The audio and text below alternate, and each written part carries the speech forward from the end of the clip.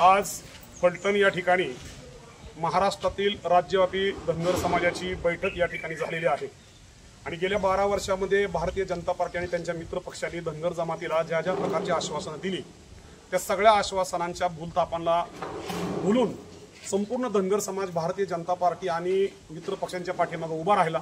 न भूतो न भविष्यात अशा प्रकारचं यश दिलं, परंतु भारतीय जनता पार्टी हे धनगरांच्या बाबतीत मगरीचे आसू ढाळत आहे। कुठल्याही प्रकारचा लाभ धनगर जमातीला मिळत नाही। संविधानामधल्या प्रतिनिधित्व आणि संधी या गोष्टीपासून धनगर समाज हजारो कोस दूर आहे। एकही खासदार आमचा गेलेला नाही। कुठेतरी एखादा किंवा 4-2 आमदार आमचे असतात।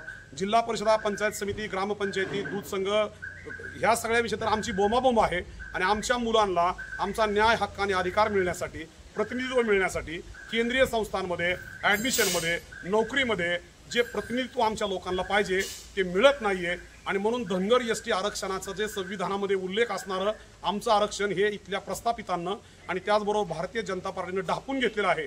आणि ह्या विषयाची जनजागृती करण्यासाठी आणि महाराष्ट्रामध्ये न भूतो न भविष्यती अशा प्रकारचं एक प्रखर मोठा लढा उभा करण्यासाठी आज फलटणमध्ये राज्यामधून आलेल्या वेगवेगळ्या जिल्ह्यामधून आलेल्या प्रतिनिधींची बैठक झालेली आहे आणि नजीकच्या एवढ्या एक 20 दिवसाच्या कालावधीमध्ये एक चिंतन बैठक, एक चिंतन शिबिर जे सलग 24 तास चालेल, जे निवासी असेल अशा प्रकारचा राज्याच्या मध्यवर्ती ठिकाणी ठरलेला आहे।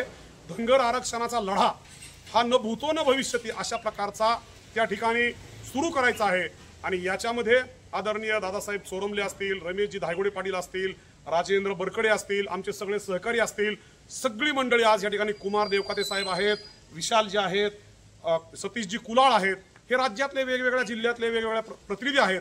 आम्ही सर्वजण या महाराष्ट्रातल्या 358 तालुक्यामध्ये प्रत्येक तालुक्याचा प्रभारी नेमून आणि अत्यंत केडर बेस अशा प्रकारची चळवळ उभी करत आहोत की ज्या केडर बेस चळवळीमध्ये व्यक्ती केंद्रित नसून, नेता केंद्रित नसून, विचार केंद्रित आणि जमातीला न्याय, हक्क, अधिकार मिळवण्यासाठी आणि धनगर एसटी आरक्षणाचा GR काढून लगेच त्याची अंमलबजावणी सरकारकडून करून घेण्यासाठी आणि सरकारबरोबरचा डायलॉग सरकारनं तात्काळ आमच्या बरोबर सुरू केला पाहिजे।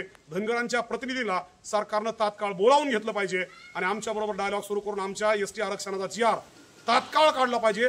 यासाठी हे जन आंदोलन आम्ही उभं करत आहोत। जय हिंद, जय अहिल्या, जय मल्हार। मिळालंच पाहिजे, मिळालंच पाहिजे।